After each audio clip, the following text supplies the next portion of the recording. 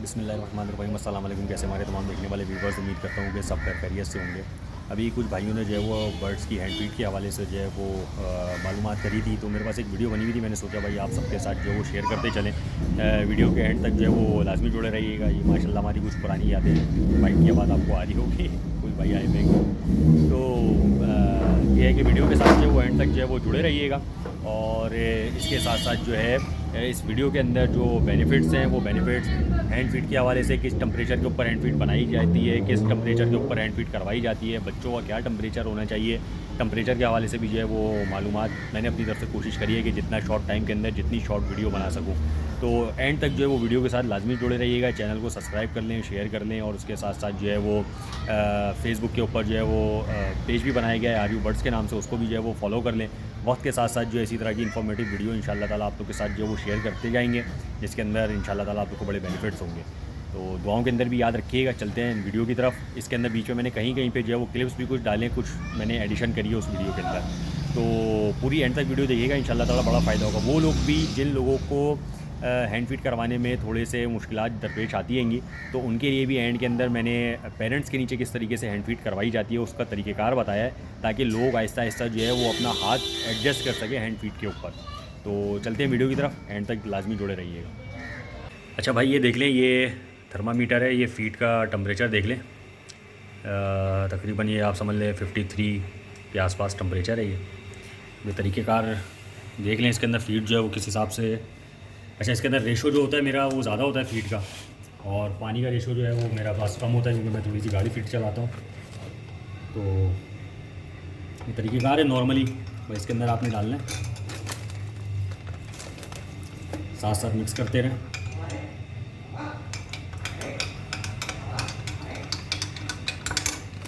तो कोई rocket science नहीं है, नॉर्मल सा है इसके अंदर। और फीड का जो टम्परेचर होगा, जो बच्चों को फीड कराई जाती है, वो टम्परेचर मैंने जैसे पहले भी बताया था 39 से लेकर 32 तक मिनिमम जो है वो 32 हो, और मैक्सिमम जो है वो 39 तक टम्परेचर हो। 39 टू 37 जो है बेस्ट होता है। इसके दरमियान आप करवाएं टम्परेचर अपना फीड। उसके अंदर बच्चा जो है वो हज़म भी अपने टाइम पीरियड के ऊपर करता है, और अच्छा भी रहता है, मतलब हेल्थ वगैरह के लिहाज से, हर चीज़ के लिहाज से अच्छा रहता है। अपना 37 जो टम्परेचर 37 हो गया, 39 हो गया, ये इसी तरह है। ये रेशो अभी मैं थोड़ा सा अपडेट कर दूंगा इसका। अच्छा, ये जो फीड हैगी ना भाई, ये मैं बेसिकली लोकल फीड में बना रहा हूँ। मैं बेसिकली आप समझ लें कि ग्रो प्लस इस्तेमाल करता था, इंपोर्टेड फीड थी, लेकिन इस दफ़ा इंपोर्ट उसकी आई नहीं है।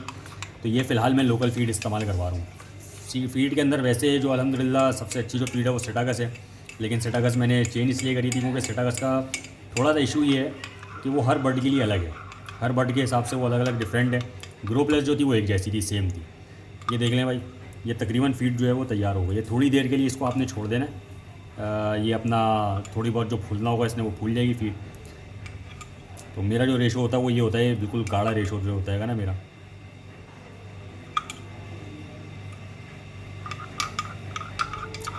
ये थोड़ी सी ज़रा फीड अपने नॉर्मल टेम्परेचर के ऊपर आ जाए तो मैं इंशाल्लाह ताला आपको फीड करवा के भी दिखाऊंगा इसकी प्रॉपर जो है। यार समझ लें फीड बिल्कुल ये तैयार हो गई है। बस थोड़ी देर आपने छोड़ना है इसको, अपने नॉर्मल टेम्परेचर पे आएगी, जब तक ये फीड फूल के जितनी इसने फूलनी होगी वो फूल भी जाएगी। अच्छा भाई ये देख लें, ये टेम्परेचर जो है इसका 39.9, ये भी आप समझ लें कि ये 40 हो गया। या आहिस्ता आहिस्ता नीचे आता रहेगा टेम्परेचर। तो ये टेम्परेचर है, बेस्ट है भाई। इसके ऊपर आप समझ लें कि जब तक आप फीड वगैरह जो है वो भरना बनाना शुरू करेंगे, ये नॉर्मल आ जाएगा टेम्परेचर अपना जो ना 39 तक ये ऑटोमेटिक आ जाएगा।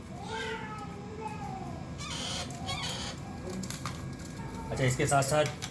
भाई ये निडल है, इस निडल से आप समझ लें कि मैं जो फीड करवा रहा हूँ इस निडल से करवा रहा हूँ। और ये बच्चों के लिए बेहतर इसलिए है क्योंकि ये प्रोफेशनल बेसिकली ये है, और बच्चों के लिए बेहतर इसलिए है कि डायरेक्ट जो है ना ये अपना राइट साइड के ऊपर हाथ आपका पक्का हो तो डायरेक्ट ही जाके उतरेगी, आसानी होती है इससे बहुत ज़्यादा फीड कराने में। इसके अलावा एक ये पाइप है, ये बेसिकली आप समझ लें कि फूड ग्रेडेड पाइप है, ये बिल्कुल ओरिजिनल, ये अपना मुजफ्फर नईमी साहब हैं उनकी सिरिंज है अपनी, और बेहतरीन सिरिंज है। लेकिन मसला अब इसके अंदर है, और इसके अंदर आप देख लें ये 3 तरह की मैं सिरिंज आपको दिखा रहा हूँ। मैं इस्तेमाल नहीं करता, पुरानी हो गई है ज़रा, ये मैं यूज़ नहीं करता। दिखाने का मकसद सिर्फ ये है, अक्सर लोग जो है इससे कराते हैं ड्रिप का पाइप है, लेकिन ये ख़तरनाक इसलिए होता है कि ये हार्ड बहुत है, बहुत ज़्यादा हार्ड है। छोटे बच्चों को अगर करवानी हो ना तो उसके हिसाब से ज़रा डेंजर होता है। اور یہ پائپ ہے یہ سافٹنیس اس کے اندر بہت ہے یہ، لیکن اب لازمی سی بات ہے کہ اس کے اندر آپ فرق دیکھیں کتنا ہے، تو لازمی سی بات ہے اب یہ جو بچے ہیں گے لبڑ وغیرہ کے جو بچے ہیں نا ان کا چوٹ بڑی چھوٹی ہوتی ہے، تو اس کے اندر جو نیڈل ہے وہ بیسٹ رہتی ہے۔ یہ دکھانے کا صرف مقصد تھا کہ چیزوں کا فرق میں آپ کو دکھا دوں گا کیا فرق ہے، کس وجہ سے جو وہ ان پائپ سے جو ہے وہ سرنج وغیرہ نہیں کروائی جاتی۔ تو اس پائپ کا جو مسئلہ ہے وہ بھی میں نے آپ کو بتا دیا کہ بیسیکلی ہارڈ بہت ہے، یہ لگنے کا خطرہ رہتا ہے، اس وجہ سے جو ہے وہ اس سے میں کرواتا نہیں۔ لیکن انیشیلی جو لوگ اسٹارٹ لے رہیں گے وہ تقریباً اس طرح کے پائپ سے ہی لیں، یا پھر سائیکل کے وال کا پائپ آتا ہے وہ اس کا یوز کریں۔ اچھا یہ جو ویڈیو تھی نا یہ میں نے کسی کے لیے خاص طور پہ میں نے بنائی تھی، اور بڑے جلدی میں نے وہ ویڈیو جو ہے وہ بنائی تھی اس وقت ارجنٹ بیسس کے اوپر، تو اس میں کچھ چیزیں میں مزید ایڈ کرنا چاہوں گا، جیسے کہ میں نے یہاں پہ جو سرنج دکھائی ہیں،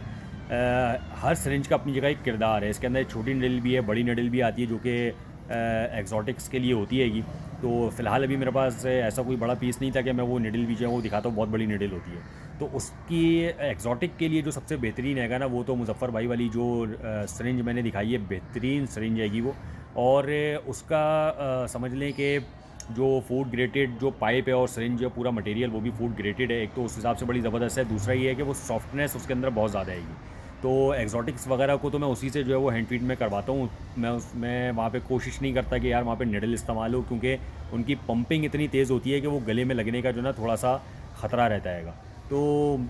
ایگزوٹک کے لیے میں بالکل پریفر کرتا ہوں جو مظفر نعیمی والی جو سرنج ہے، ماشاءاللہ بڑی بہترین سرنج ہے، اگر کوئی بھائی ایگزوٹک کے اوپر جو ہے وہ جانا چاہے تو وہ سرنج استعمال کرے، میں نے وہ سرنج خاص طور پہ ایگزوٹک کے لیے رکھی تھی، اس سے چھوٹے بچے بھی ہوتے ہیں ہینڈ فیڈ کروا سکتے ہیں، لیکن چھوٹے بچے جو نئے لوگ ہیں نا وہ نہیں کروا سکتے، ان کے لیے بڑا مشکل ہوگا کیونکہ اس میں سے ایک ایک ڈراپ نکالنا پڑتا ہے، تو ہاتھ جو ہے وہ سیٹ کرنا تھوڑا سا مشکل ہو جاتا ہے، تو جس بندے کا جس چیز کے اوپر ہاتھ جو ہے وہ سیٹ ہو سکتا ہے وہ اس چیز کو اپنے ساتھ لے کے چلے۔ اچھا اس کے ساتھ ساتھ بھائی ایک اپنا نارملی جو طریقہ کار میں نے بتایا تھا، ہر بچہ جو ہے اس کی ایج کے حساب سے فیڈ ہوگی، اس کی ایج کے حساب سے جو ہے وہ سی سی ہوگی، اور نڈل میں اپنا سرنج کے اندر سے جو ایئر ببل ہے آپ نے ایئر ببل نکال دینی ہے پوری، اور بڑا ایزی وے کے اندر یہ چوٹ کے سائڈ پہ آپ نے ہاتھ رکھنا ہے، 2 انگلیاں پیچھے رکھنی ہے آپ نے گرپ کے لیے، اور 2 یہ چوٹ کے سائڈ میں رکھنی ہے، لیفٹ سائڈ سے ان کرنا ہے اور یہ رائٹ سائڈ پہ آٹومیٹکلی یہ ایزیلی ہو گیا، بہت ایزیلی ہے، اس کے اندر کوئی راکٹ سائنس نہیں ہے، بس یہ ہے کہ شروع کے اندر ہاتھ جو ہے وہ بس سیٹ ہونا چاہیے، شروع میں تھوڑے سے مسئلے مسائل ہوتے ہیں لیکن الحمدللہ ان شاء اللہ تعالیٰ آہستہ آہستہ خود ہی لیول پہ آ جائیں گے، اور آسان طریقہ کار سب سے آسان طریقہ کار جو ہے جو بھائی اپنا فیڈ جو ہے وہ کروانا چاہتے ہیں گے، وہ جو پیرنٹس ہیں، پیرنٹس کے نیچے جو بچے ہیں انہیں کو ڈائریکٹ فیڈ کروانا شروع کریں، تھوڑی فیڈ ان کو کروا دیں تاکہ ایک آئیڈیا ہو جائے کہ کس حساب سے جو ہے وہ فیڈ ہوگی، کس حساب سے اس کو لے کے چلنا ہے گا فیڈ کو۔ اچھا اور دوسرا یہ ہے کہ جیسے اب یہ بچے ہوتے ہیں نا، بڑے بچے اگر کسی نے اٹھا لیے تو ان کا بھاگ دوڑ کا مسئلہ ہوتا ہے زیادہ، یہ ایک دم سے سیٹ ہو نہیں پاتے، تو ان کا آسان جو ایزی وے ہے گا نا وہ آپ نے نارمل اس کو گرپ کرنا ہے، اسی طرح گرپ کر کے اس کو سنبھالنا ہے بچے کو، اور ہلکی سی یہ چوچ آپ نے اوپر کرنی ہے تو یہ منہ کھولنا شروع کرے گا، یہ جب منہ کھولے گا تو اس کے اندر یہ دیکھیں یہ تھوڑا سا جو نا یہ اسی طرح نارمل طریقے سے اسی کو بھی آپ نے فیڈ کرا دینی ہے، شروع میں پاسبلٹی ہے یا بھاگنا دوڑنا لگا رہے، لیکن بہت ایزی بھی ہوتا ہے ان کو کرانے کا بھی، کوئی اس کے اندر اتنا بڑا ایشو نہیں ہے، اور اپنا اسی طرح یہ چیزیں یہ الحمدللہ میرے بالکل ہاتھ کے اوپر سیٹ ہو گئے ہیں، بڑے چیک اٹھائے تھے لیکن ہاتھ پہ سیٹ ہو گئے، تو آپ دیکھیں کیسا نارملی ایزی اسی طریقے سے جو ہے فیڈ لے رہے ہیں۔ امید ہے بھائی آپ لوگوں کو یہ سمجھ میں آ گئی ہوگی فیڈ کا جو پورا پروسیس ہے، پورا طریقہ کار جو ہے، پھر بھی اس کے اندر کوئی کمی کوئی کوتاہی رہ گئی ہو تو بھائی اس کے لیے معذرت ہے، اور باقی جو ہے کچھ بھائی اگر مزید کچھ پوچھنا چاہیں تو اس کے مطابق پوچھ سکتے ہیں، کیونکہ اکثر ہوتا ہے کہ ویڈیو کے اندر پراپرلی جو ہے چیزیں جو ہیں وہ واضح نہیں ہو پاتی، تو کوئی بھائی اگر اس کے علاوہ کچھ چیزیں پوچھنا چاہیں تو وہ پرائیویٹ کے اندر میسیج وغیرہ کر کے اس کے حوالے سے معلومات کر سکتے ہیں مزید، اور اس کے ساتھ ساتھ میں جو بچوں کا جو آپ سمجھ لیں کہ وقت کے ساتھ ساتھ جو فیڈ چینج ہوتی ہے کس ریشو سے کرانی ہے، لائک آپ سمجھ لیں کہ 70-30 کا ریشو ہوتا ہے اسٹارٹ کے اندر جو بچہ ہوتا ہے گا، اور آہستہ آہستہ اس کا ریشو بڑھتا ہے گا، لائک آپ سمجھ لیں کہ وہ 60-40 کا ہو جائے گا، 50-50 کا ہو جائے گا، 60-40 کا ہو جائے گا، اس طرح جیسے جیسے بچہ گروتھ کرتا ہے تو فیڈ گاڑی ہوتی ہے، گاڑی فیڈ ہر بندے کو ہم لوگ ریکمینڈ اس لیے نہیں کرتے کیونکہ ہر بندہ اس کو سنبھال نہیں پا سکتا، اس میں اکثر مسئلہ ہوتا ہے کہ آپ نے فوراً گاڑی فیڈ کرا دی، بچے نے وہ فیڈ اسٹک کر لی تو اس کے اندر بچے کا ڈیڈ ہونے کا بھی جو ہے نا چانسز ہوتا ہے، تو اس لیے نارملی جو فیڈ ہوتی ہے یہ اس کا آپ سمجھ لیں کہ 50-50 کا ریشو بہت ہے گا، اور اس کے علاوہ جیسے جیسے آپ گاڑی فیڈ کریں گے تو اس کے اندر بچے کی گروتھ وغیرہ جو ہے وہ بہت اچھی گروتھ ہوگی. اس کے حساب سے جو ہے وہ بچہ آپ سمجھ لیں کہ جان کے اندر اور ویٹ کے اندر اس حساب سے بنے گا وہ. تو اچھا یہاں پہ ایک چیز میں بتانا میں تھوڑا سا بھول گیا تھا کہ بچہ جو ہے گا نا بچہ اس کی کوشش یہ کریں جو اس کا ٹمپریچر اس وقت چل رہا ہے, کیونکہ بروڈر کے اندر آپ نے رکھا ہوا ہے سردیوں کا اگر ٹائم ہے لازمی سی بات ہے. اگر مثال کے طور کے اوپر آپ نے جو ہے وہ 30-32 ڈگری کے اوپر بھی بچہ رکھا ہوا ہے اور آپ پتہ چلا کہ آپ کے جو ہاتھ ہیں جو آپ کا جو اپنا ٹمپریچر ہے آپ باہر اگر کہیں سے آ رہے ہیں اور وہ 25-26 ٹمپریچر ہے تو جیسے ہی بچے کو پکڑیں گے تو وہ لازمی سی بات ہے ٹھنڈا گرم ہونے والے معاملات ہوتے ہیں. تو کوشش یہ کریں کہ جو بھی بچے ہیں گے اس یا تو اپنے آپ کو جو ہے وہ روم ٹمپریچر پہ لے کر آ جائیں, صحیح ہے, یا ان بچوں کو جو ہے وہ تھوڑا بہت جو ہے اس کا جو ٹمپریچر ہے وہ اپ اینڈ ڈاؤن کر کے, یا جیسے کہ آپ نے پراپر جو کہ لیبس بنی ہوتی ہیں ادھر آپ نے دیکھا ہوگا کہ اوپر ایک بلب لگایا ہوا ہوتا ہے الگ سے, کہ اس کے نیچے پہلے ہاتھ رکھ کے اور اپنے ہاتھ کا ٹمپریچر نارمل کر کے اسی ہاتھ سے بچہ اٹھایا جاتا ہے. خاص طور پہ ان بچوں میں جو کہ بالکل آپ سمجھ لیں پن فیدر پہ یا ننگے بچے ہوتے ہیں نا, ان کے اندر یہ معاملات بہت زیادہ ہوتے ہیں. پر والے بچے تو پھر بھی آپ نارملی اٹھا لیں تو اس میں اتنا ایشو نہیں آتا. تو ایک یہ چیز تھی جو کہ میں نے سوچا کہ یہاں پہ مزید جو ہے وہ میں ایڈ کرتا چلوں, اور اس کے ساتھ ساتھ ابھی آگے آپ کو مزید جو ہے وہ جو کہ بچوں کے نیچے پیرنٹس کے نیچے کس طریقے سے جو ہے وہ فیڈ کروائی جاتی ہے کہ وہ سیشن جو ہے وہ بھی وہ آگے آئے گا, اور اس کے اندر کچھ چیزیں تھیں وہ بھی میں ابھی مزید ایڈ کرتا چلوں کہ بچوں کو جب بھی ہینڈ فیڈ کروائی جاتی ہے اگر پیرنٹس سے بچے اٹھائے جا رہے ہیں تو لازمی سی بات ہے اس کے پوٹے کے اندر جو فیڈ ہوتی ہے وہ پیرنٹس والی ہوتی ہے. اکثر و بیشتر ہوتا یہ ہے کہ ہم لوگ بچے کے پیرنٹس کے حصے سے بچہ اٹھاتے ہیں اور جیسے ہی اس کا پوٹا خالی ہوتا ہے نا ہم ڈائریکٹلی ان کو جو ہے وہ فوراً سے دوسری فیڈ کروا دیتے ہیں, جبکہ ایسا ہوتا نہیں ہے. اس کا کراپ جو ہے اس کو واش کرنا پڑتا ہے گا. اگر واش نہیں کریں گے نا تو کبھی کبھار ایسا ہوتا ہے کہ فیڈ جو ہے وہ اسٹک ہو جاتی ہے یا بچہ جو ہے گا وہ پیٹ کے معاملات اس کے اندر ڈسٹربنس ہوتی ہے. مثال کے طور پہ جیسے انسانوں کے اندر ہوتا ہے کہ کوئی اگر الگ سے کوئی چیز کھا لیں یا کوئی نئی چیز کھا لیں تو پیٹ میں گڑبڑ شروع ہو جاتی ہے, تو وہاں سے ڈسٹربنس پیدا ہوتی ہے اور ہمیں سمجھ میں نہیں آتا, ہم بچے کو سنبھال نہیں پاتے اور وہ بچہ ان دی اینڈ آ کے ہو جاتا ہے ایکسپائر.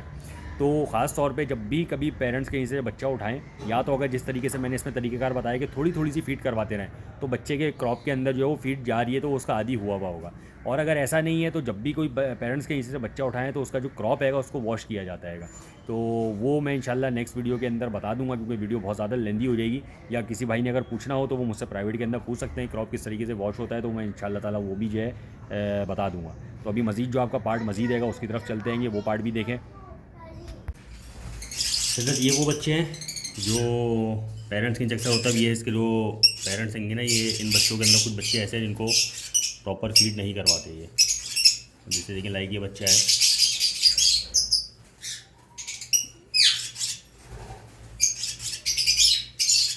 یہ بچہ بیسکلی دکھنے میں تو لگ رہا ہوگا کہ اس کو فیڈ جو ہے وہ پراپر ہوئی ہے, لیکن یہ جس ایج کے اندر بچہ ہے اس حساب سے گرو نہیں پکڑ رہے.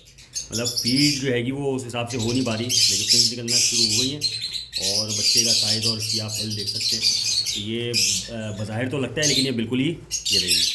یہ اب آپ کو دکھ رہا ہوگا کتنا کم فیڈ کرائی ہوئی ہے, بالکل ہلکی ہلکی فیڈ کرائی ہوئی ہے. تو ان کا جو نارمل طریقہ کار ہے وہ اسی طرح بچوں کو جو ہے وہ پیرنٹس کے نیچے رہنے دیں تاکہ وہ فیڈ بھی کراتے رہیں. اور یہ اسی طرح آپ نے ہلکی سی چوچ اوپر کر کے نیڈل لیفٹ سے رائٹ کی طرف, اور یہ تھوڑی سی آپ نے پوٹے کو صاف دیکھتے ہوئے ابھی دیکھیں پہلے کے مقابلے میں پوٹا جو ہے کتنا فرق آیا ہے. یہ بس آپ نے اس طرح طریقہ کار کرنا ہے. اب اس طرح اس کے اندر یہ ریڈ آئی کا بچہ ہو گیا, یہ دیکھ لیں ان کو بھی انہوں نے اس طرح پراپر فیڈ نہیں کرائی ہوئی. یہ سارے بچے جو ہیں وہ اسی طرح ان کو آپ کو لے کے چلنا ہے, ہلکا سا سوچ ان کے اوپر کرنی, کیونکہ یہ اصل میں پیرنٹس وغیرہ کے نیچے ہوتے تو اتنے آرام سے فیڈ لیتے نہیں ہیں. لیکن بس میں خیال یہ رکھنا ہے کہ فیڈ کراتے وقت جو ہے نا آپ کا ہاتھ تھوڑا سا پراپر ہونا چاہیے, تھوڑا بہت. اب یہ جو بچہ ہے نا اس کی دیکھیں اس کی فیڈ الحمدللہ پراپر فیڈ ہوئی ہوئی ہے گی, یہ ایک بچے کی. اس کو ہم چھوڑ دیں گے. یہ ماشاءاللہ یہ ڈیکینو نکل رہا ہے, لیکن آپ اس سے اندازہ لگا لیں لیکن ان کے فیدرز جو ہیں وہ نکلنا شروع ہو گئے ہیں. اور بچے کی کنڈیشن وہ بظاہر تو دکھ رہا ہے کہ اس کی فیڈ ہوئی ہوئی ہے, لیکن جس کیلیبر کی فیڈ ہونی چاہیے اس کیلیبر کی فیڈ ہو نہیں پا رہی ان کو. تو یہ ہلکی ہلکی ان کو فیڈ جو ہے وہ کروا دیں تھوڑی تھوڑی ایسے ہی پیرنٹس کے نیچے, تاکہ پیرنٹس کو بھی ایشو نہ ہو اور بچوں کو بھی کوئی مسئلہ نہ ہو. پیرنٹس جو ہیں وہ بھی پراپر فیڈ کرواتے رہیں اور بچے جو ہیں وہ حساب سے گروتھ پکڑنا شروع ہو جائیں. دو دن سے میں ان کو فیڈ کرا رہا ہوں. انشاءاللہ تعالیٰ ان کی گروتھ بھی میں آپ کو دکھاؤں گا کچھ ٹائم کے بعد کہ ان کی گروتھ جو ہے وہ کس کیلیبر کی ہوئی بھی ہے جی. جزاک اللہ. उम्मीद है कि आप लोग को वीडियो जो है वो पसंद आई होगी और बड़ा इसके अंदर अपनी तरफ से मैंने पूरी कोशिश करी है कि जितनी इन्फॉर्मेशन मैं दे सकता हूँ, प्रोवाइड कर सकता हूँ वो दूँ। इसके साथ साथ कुछ चीज़ें जैसे कि बच्चों का टेम्परेचर क्या होना चाहिए, तो टेम्परेचर वक्त के साथ साथ जो वो चेंज होता है। लाइक आप समझ लें कि पहले दिन का बच्चा अगर है तो 36-27 डिग्री उसका टेम्परेचर उसको उसके अंदर जो है वो रखना पड़ता है, और उसके साथ साथ टेम्परेचर कम होकर अराउंड कोई 30 डिग्री तक आ जाता है कवर होने के बाद जो वो, तो फिर नॉर्मली जो भी टेम्परेचर चल रहा होता है उसके ऊपर बच्चा चल रहा होता है। तो इसके अंदर अप एंड डाउन है, टेम्परेचर मैं इसलिए कोड नहीं कर रहा क्योंकि अप एंड डाउन है, और फीड का जो रेशो है वो भी मैंने इसलिए कोड नहीं किया क्योंकि उसके अंदर अप एंड डाउन है। वक्त के साथ साथ बच्चे की ग्रोथ को देखते हुए और बच्चे का आप समझ लें कि पर्स वगैरह को देखते हुए उसकी ग्रोथ के हवाले से जो है वो उसके अंदर कुछ चीज़ें जो है वो चेंज होती रहती हैं। तो उसमें कोई अगर भाई ऐसे हों जो मज़ीद मालूमात करना चाहें तो वो पर्सनल के अंदर जो है वो मुझसे मालूमात कर सकते हैं। उम्मीद है कि इंशाल्लाह ताला आप लोग को वीडियो जो है वो पसंद आई होगी। इंशाल्लाह ताला वक्त के साथ साथ इसी तरीके की जो इन्फॉर्मेटिव वीडियो है वो आप लोग के साथ जो है वो शेयर करते रहेंगे। भाई को इजाज़त दीजिए, दुआओं के अंदर याद रखें। अल्लाह हाफ़िज़।